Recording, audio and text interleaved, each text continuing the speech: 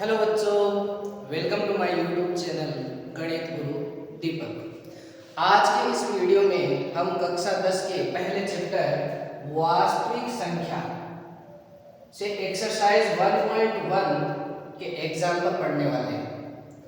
देखो, सबसे पहले यहाँ पर क्वेश्चन नंबर 1 है। इसमें ये जो 4 की घात n है, ये वाला जो क्वेश्चन है वो आपका एग्जाम्पल नंबर फर्स्ट, और ये वाला जो क्वेश्चन है वो क्वेश्चन नंबर 5 है एक्सरसाइज 1.1 का। तो ऐसे सेम क्वेश्चन थे तो हम इसको एक ही क्वेश्चन में पढ़ रहे हैं। क्लियर बच्चों? तो आज की इस वीडियो में हम इन सभी एग्जाम्पल को सोल्व करने वाले हैं प्रश्नावली 1.1 से। उम्मीद है आप सबको समझ में आएगा, तो इसके लिए आप वीडियो के अंत तक बने रहिए और जरूर कोशिश करेंगे कि आपको ये सारे क्वेश्चन समझ में आए। देखो, सबसे पहला जो क्वेश्चन है वो ये है कि जांच कीजिए कि क्या किसी प्राकृत संख्या n के लिए निम्न संख्याएं अंक 0 पर समाप्त हो सकती हैं। कि n यहाँ पर क्या है बच्चों? प्राकृत संख्या है। अगर मैं n का मान कुछ भी यहाँ पर रखूं, कोई भी प्राकृत संख्या रखूं, जैसे n कह रहा है आपको कि ये कोई प्राकृत संख्या है। क्या है? प्राकृत संख्या। अब हम सभी जानते हैं कि प्राकृत संख्या है वो 1 से शुरू होती है। ठीक है। अब जैसे यहाँ 4 की घात n है, तो मैं यहाँ n का मान यदि 1 रख दूं तो हमें क्या मिलेगा? 4 मिलेगा। n का मान मैं यहाँ पर बच्चों 2 रख दूं तो हमें क्या मिलेगा? 16 मिलेगा। तो ऐसे हम बार बार अगर इसको सोल्व करेंगे तो देखो, हम ये बता नहीं पाएंगे कि भाई क्या इकाई का अंक इसमें 0 आएगा कि नहीं आएगा। और ये यही कहना चाहता है, क्या ये अंक 0 पर समाप्त होगी, मतलब कि क्या इनका इकाई अंक कहीं पर भी 0 आएगा यदि n यहाँ पर प्राकृत संख्या रखी जाए तो इन प्रश्नों को हम कैसे सोल्व करेंगे? देखो बच्चों, पहला क्वेश्चन है 4 की घात n। तो हम क्या करेंगे? इस 4 के गुणनखंड कर देंगे। 4 के गुणनखंड करेंगे तो आएगा 2 गुणा 2 और उसकी पावर कितनी है? n। अब यदि बच्चों अगर n प्राकृत संख्या के लिए अगर ये 0 पर समाप्त होती तो उस संख्या में 5 का भाग तो जाना ही चाहिए था। तो यदि कोई भी संख्या का इकाई अंक यदि 0 होगा तो उसमें 2 का भी जाएगा लेकिन 5 का भी भाग जाएगा। क्लियर है? तो बच्चों, अगर इस संख्या का इकाई अंक 0 होता तो क्या इस संख्या में 5 का भाग जाता? क्या वो संख्या 5 से विभाजित होती? बिल्कुल होती। और उसके गुणनखंड करने पर भी हमें कहीं ना कहीं 5 जरूर मिलता। जैसे मान लो 10 है। अब इसका इकाई अंक 0 है, तो इकाई अंक यदि इसका 0 है तो बच्चों इसमें 5 का भाग भी जाएगा। और इस 10 के अगर मैं गुणनखंड करूं तो उस गुणनखंड में हमें 5 भी मिलेगा, क्योंकि गुणनखंड में यदि 5 मिलेगा तभी तो उसमें 5 का भाग जाएगा। जैसे 20 है कोई संख्या, इसका इकाई अंक भी 0 है और इसमें भी 5 का भाग जाएगा। और यदि इसमें 5 का भाग जा रहा है तो इस 20 के गुणनखंड करने पर उस गुणनखंड में हमें 5 भी मिलेगा। जैसे 2 गुणा 5। तो यहाँ इस संख्या के गुणनखंड में 5 कहीं ना कहीं आया, तभी तो उसमें 5 का भाग जा रहा है। तो बच्चों, कहने की बात यह है कि किसी भी संख्या का यदि इकाई अंक 0 होगा तो उसमें 5 का भाग भी जाएगा और उस संख्या के गुणनखंड में हमें 5 भी मिलेगा। तो हम क्या करेंगे? इन प्रश्नों को इसी प्रकार से हल करेंगे। तो मैंने क्या किया बच्चों, ये जो 4 की घात n है तो मैंने इस 4 के गुणनखंड कर लिए और अब हम यहां पर लिखेंगे कि यदि 4 की घात n का इकाई अंक 0 होता तो इसमें 5 का भाग जरूर जाएगा और इस संख्या के इस संख्या के गुणनखंड में 5 भी मिलेगा। इस संख्या के गुणनखंड में कितना मिलेगा? 5 भी मिलेगा। लेकिन बच्चों यहां देखो, इसके गुणनखंड में 5 कहीं भी नहीं आता है, तो इसमें 5 का भाग भी नहीं जाएगा, और 5 का भाग ही इसमें नहीं जा रहा, तो इसका इकाई अंक शून्य भी नहीं होगा। लेकिन इसके गुणनखंड में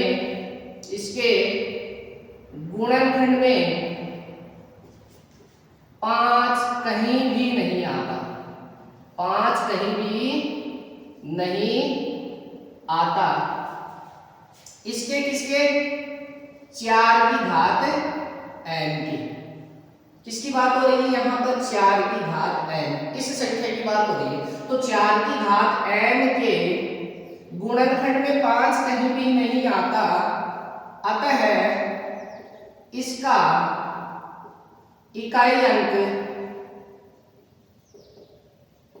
शून्य नहीं होगा, शून्य नहीं होगा। इतनी बड़ी थ्योरी लिखने की भी जरूरत नहीं है आपको। जैसे नेक्स्ट क्वेश्चन देखो, बस यही इसका आंसर क्लियर है। क्योंकि बच्चों अगर इसमें इकाई अंक 0 होता तो उसमें 5 का भाग जाता और उसके गुणनखंड में 5 भी हमें मिलता। लेकिन यहाँ पर हमने क्या किया बच्चों? इसके गुणनखंड किए और गुणनखंड में 5 कहीं नहीं आ रहा। तो इसका साफ साफ अर्थ ये है कि इस संख्या का इकाई अंक शून्य कभी भी नहीं होगा। इसी प्रकार से नेक्स्ट क्वेश्चन को देखिए बच्चों, 6 की घात n। यह आपका प्रश्नावली 1.1 का क्वेश्चन नंबर 5 है। क्लियर है? तो हम क्या करेंगे बच्चों? डायरेक्ट इस क्वेश्चन को लिखेंगे और कम थ्योरी में लिखेंगे, क्योंकि ज्यादा बड़ा प्रश्न ये एग्जाम में भी नहीं पूछता। तो 6 की घात n को हम क्या करेंगे बच्चों? 6 के गुणनखंड करेंगे, जो हमें मिलेगा 3 गुणा 2 और इसकी पावर n। तो हम यहां लिख देंगे कि 6 की घात n के गुणनखंड में 5 कहीं नहीं आता, 5 कहीं नहीं आता। अतः इस संख्या का इकाई अंक, अतः इस संख्या का इकाई अंक 0 नहीं होगा, 0 नहीं होगा। इसी प्रकार से हम ये जो क्वेश्चन नंबर 3 है 12 की घात n, इसको भी कर देंगे। तो देखो बच्चों क्वेश्चन नंबर 3 क्या है? 12 की घात n। तो इसके भी जब हम गुणनखंड करेंगे तो हमें मिलेगा 2 गुणा 3 और उसकी पावर n। तो इसमें भी बच्चों ये सेम थ्योरी आपको लिखनी है। देखो हम क्या लिखेंगे कि 12 की घात n, इसकी जगह हम क्या कर देंगे? 12 की घात n के गुणनखंड में 5 कहीं नहीं आता है, अतः इस संख्या का इकाई अंक शून्य नहीं होगा। उम्मीद है बच्चों ये क्वेश्चन आपको समझ में आ गया होगा। क्लियर है? अब चलिए नेक्स्ट एग्जांपल प्रश्नावली 1.1 का करते हैं। जो नेक्स्ट एग्जांपल है वो आपका है कि 6 और 20 ये दो आपके पास कोई संख्या है। इन दोनों संख्याओं के अभाज्य गुणनखंड विधि से एचसीएफ और एलसीएम ज्ञात कीजिए। तो एग्जांपल नंबर 2 करते हैं बच्चों।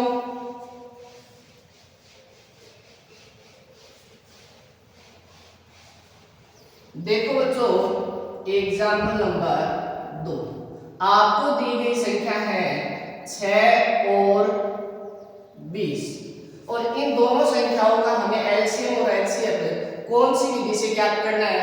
अभाज्य गुणनखंड विधि से ज्ञात करना है। तो हम क्या करेंगे? सबसे पहले इन दोनों संख्याओं के अभाज्य गुणनखंड करेंगे। तो 6 के गुणनखंड करेंगे तो बच्चों इसमें 2 का भाग गया, सबसे पहले हमें कितना मिला? 3 में 3 का गया 1 और 1 में 1 का गया। अब 20 के भी हम क्या कर लेंगे बच्चों? गुणनखंड कर लेंगे।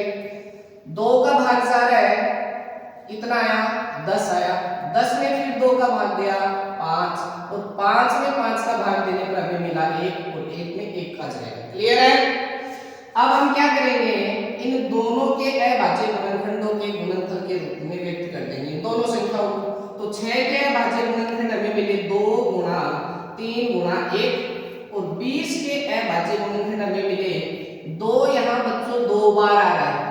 हम यहाँ लिख देंगे 2 की घात 2 गुणा 5 और फिर गुणा 1।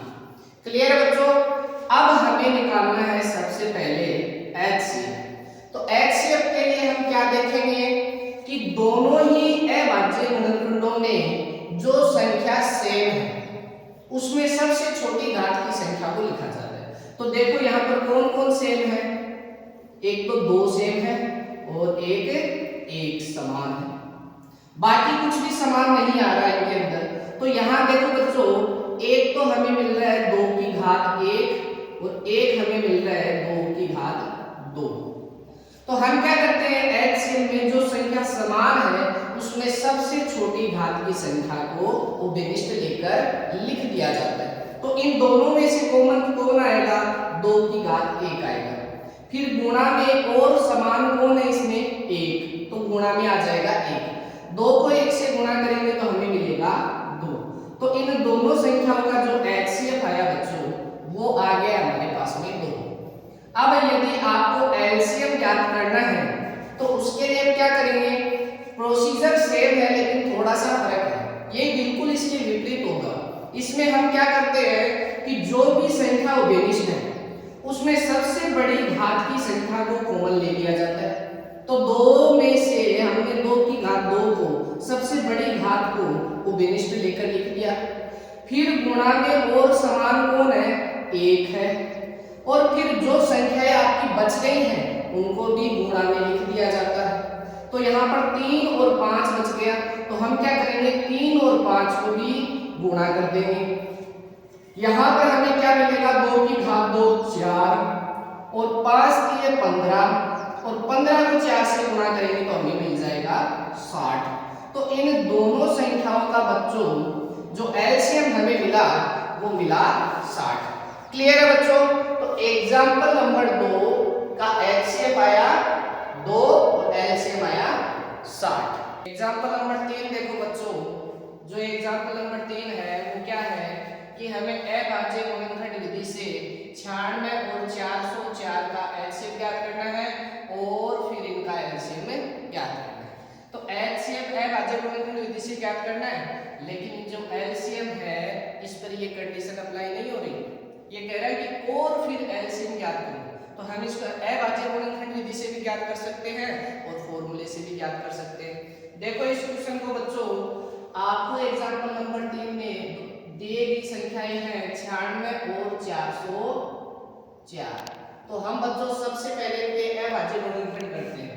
तो 96 के अभाज्य गुणनखंड करते हैं हम, 2 का भाग दिया हमारे पास में मिला 48, फिर इसमें 2 का भाग दिया आया 24, 24 में 2 का भाग दिया तो आया 12, 12 में हमने 2 का भाग दिया तो आया 6, 6 में 2 का भाग दिया 3 और 3 में 3 का भाग दिया हमें मिला 1। फिर 404 को देखो, इसके अभाज्य गुणनखंड करेंगे तो इसमें 2 का भाग दिया हमें मिला 202, फिर 2 का भाग दिया 101 और 101 में बच्चों 101 का ही भाग जाएगा क्योंकि ये अभाज्य संख्या है। अब यहाँ पर देखो 96 के जो गुणनखंड हमें मिले वो मिले 2, देखो बच्चों 1 2 3 4 5, 2 यहाँ पर 5 बार गुणा हो रहा है तो हम इसको लिख देंगे 2 की घात 5 गुणा, फिर है 3 और फिर गुणा में है 1। और यहाँ 404 के जो गुणनखंड है वो आए हमारे पास में 2 की घात 2 गुणा 101 फिर गुणा 1। अब देखो बच्चों एचसीएफ इनका ज्ञात करेंगे हम सबसे पहले। तो संख्या समान कौन है हमारे पास में 2, और एचसीएफ के लिए मैंने आपको क्या बताया है कि जो सबसे छोटी घात की संख्या हो उसी को विशिष्ट लेकर लिख दिया जाता है। तो यहाँ पर आ जाएगा 2 की घात 2 फिर गुणा में और संख्या कौन समान है 1। इसको सोल्व करने पर हमें कितना मिला 4 मिला। तो इन दोनों का जो एचसीएफ है अभाज्य गुणनखंड विधि से वो हमारे पास में आया 4। अब देखो बच्चों इसका एलसीएम हम ज्ञात करेंगे 96 और 404 का। तो फॉर्मूला मैंने आपको बता रखा है कि जिन दोनों संख्याओं का एलसीएम ज्ञात करना होता है हम उन दोनों संख्याओं के गुणनफल में भाग दे देते हैं एचसीएफ का। तो यहाँ पर बच्चों 96 और 404 के गुणनफल में एचसीएफ का भाग देंगे और यहाँ पर हमारे पास में जो HCF है वो है 4। अब देखो यहाँ 4 का भाग 404 में 101 बार गया और 101 को हम 96 से गुणा करेंगे तो हमारे पास में आ जाएगा कितना 9696। तो इन दोनों का एलसीएम तो ये आया और एचसीएफ आया हमारे पास में 4। बच्चों नेक्स्ट एग्जांपल देखिए, एग्जांपल नंबर 4। इस एक्सरसाइज का लास्ट एग्जांपल है, इसको करते हैं हम।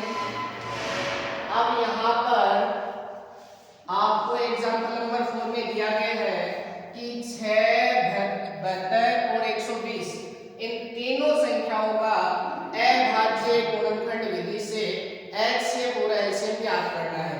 तो 6, 72 और 120 के सबसे पहले बच्चों हम अभाज्य गुणनखंड करेंगे।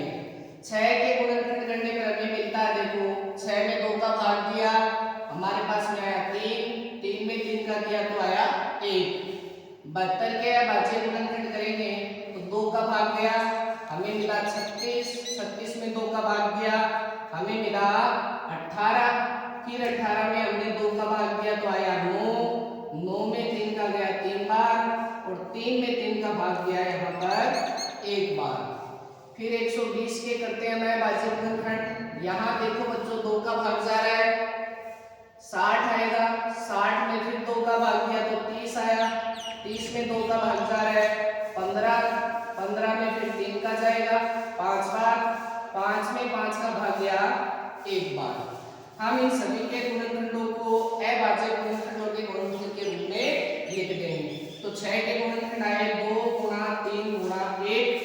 72 के जो गुणनखंड है वो मिले हमें, देखो यहाँ पर 2 कितनी बार गुणा हुआ 3 बार, तो यहाँ आ जाएगा 2 की घात 3 और यहाँ पर 3 गुणा हो रहा है 2 बार तो यह आ जाएगा 3 की घात 2 फिर गुणा में 1। फिर 120 के जो गुणनखंड है वो देखो यहाँ फिर से 2 3 बार गुणा हो रहा है तो यह आ जाएगा 2 की घात 3 और ये आ जाएगा फिर 3 गुणा में 5 गुणा में 1। अब एचसीएफ के लिए देखो बच्चों आपको बताया मैंने कि तीनों में यहाँ पर सेम कौन है, एक तो 2 है और समान कौन है 3 है। तो इनमें सबसे छोटी घात की संख्या है हमारे पास में 2 और 3 में सबसे छोटी घात की संख्या हमारे पास में 3 और समान कौन आ रहा है 1। इनको गुणा करने पर हमें मिला 6। तो ये तीनों संख्याओं का आ गया एचसीएफ। एलसीएम के लिए हम क्या करते हैं कि जो संख्याएं समान है उसमें सबसे बड़ी घात की संख्या को कॉमन ले लेते हैं।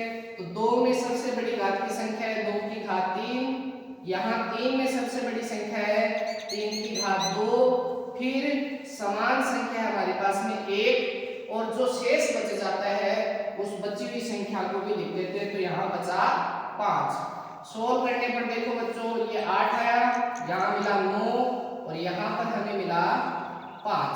इन तीनों को जब हम गुणा करते हैं तो आएगा 360। तो ये हो गया बच्चों 6, 72 और 120 के अभाज्य गुणनखंड विधि से एचसीएफ और एलसीएम। उम्मीद है बच्चों कि आपको ये सभी क्वेश्चन समझ में आए हैं और यदि आपको मेरे वीडियोज अच्छे लग रहे हैं और बताए हुए क्वेश्चन समझ में आ रहे हैं तो चैनल को लाइक शेयर और सब्सक्राइब करना मत भूलना। बेल आइकन जरूर दबा देना ताकि मेरे आने वाले वीडियोज की नोटिफिकेशन आपको सबसे पहले मिल सके। तो मिलते हैं बच्चों नेक्स्ट वीडियो में जिसमें हम एक्सरसाइज 1.1 के सभी क्वेश्चनों को एक ही वीडियो में पढ़ेंगे।